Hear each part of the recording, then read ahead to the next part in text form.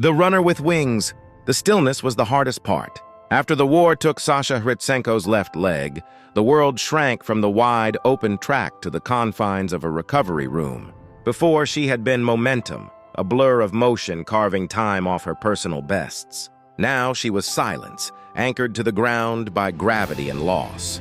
The prosthetics offered were heavy, clunky, designed for walking, not flight. But Sasha was not built for walking, she was built for running. Lying in her Lviv apartment, surrounded by the remnants of a life measured in miles, she decided she would not wait for a factory to define her future. She found a discarded titanium alloy frame, salvaged a shock absorber from an old motorcycle, and spent weeks in a friend's garage. Sasha, the runner, became Sasha, the self-taught engineer. She welded, shaped, and bolted, fusing disparate pieces of metal into a single curving line of defiant hope. It wasn't a manufactured running blade, it was her wing. The first attempt was brutal. The blade, sharp and unfamiliar, bucked beneath her. She fell, the cold metal scraping the asphalt.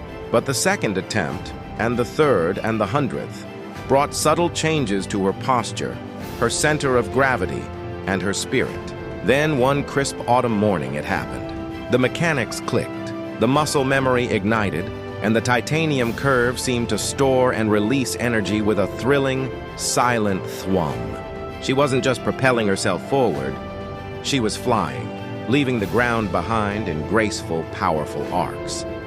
Sasha started running along the green hills outside Lviv, but her journey wasn't meant to be solitary. Soon, others, veterans, civilians, people whose bodies, like hers, bore the terrible geometry of conflict, came to her. They saw her not as a victim but as a path. She founded the Phoenix Runners, a club for amputees. They met near the old stadium, a gathering of individuals bound by titanium, carbon fiber, and shared silent understanding.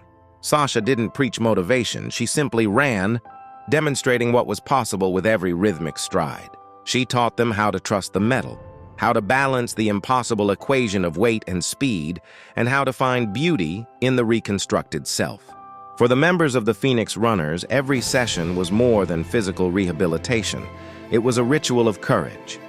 They ran past crowds that stopped, not in pity, but in awe, with every synchronized thwum-thwum of their blades hitting the pavement. Sasha and her runners proved that the greatest loss could forge the fiercest determination. The ground they covered was vast, but the mark they left was deeper. Not the fleeting imprint of a foot, but the permanent stamp of courage etched into the spirit of a recovering nation.